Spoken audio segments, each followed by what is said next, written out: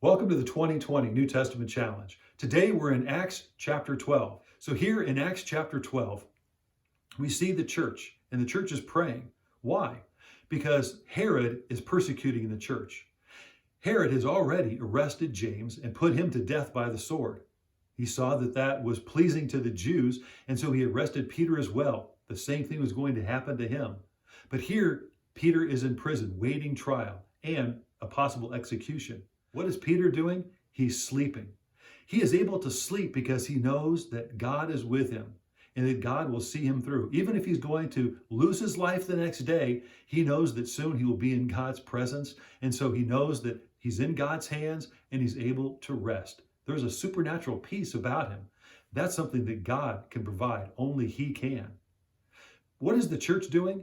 They stopped everything they were doing and they're earnestly praying. Because God is Peter's only hope, but God is also always our only hope as well. That's why we pray.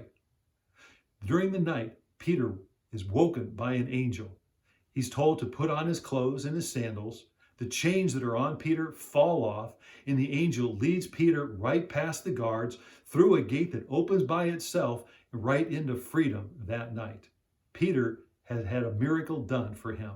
He's been freed from an impossible situation.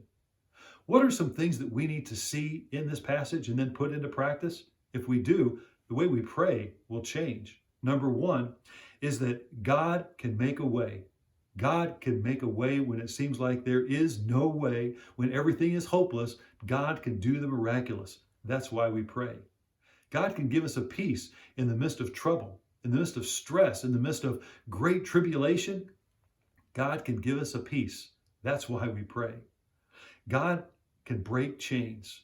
God can remove chains that are physical, but also emotional and spiritual. God can free us from addictions. That's why we pray. Many people today are under the negative influences of others. God can free them, and that's why we pray. And then many people are asleep spiritually. They don't understand what's happening all around them. They're not aware of their true spiritual condition. That's why we pray. What was the church doing? They were praying for Peter. What do we need to do as the church?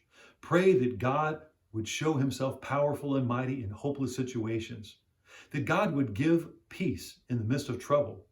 That God would break chains and addictions. That God would free people from the oppression of others. Only God can do these things. But when we pray, miracles can happen. Let's continue to pray, believing and having an expectation that God can do anything.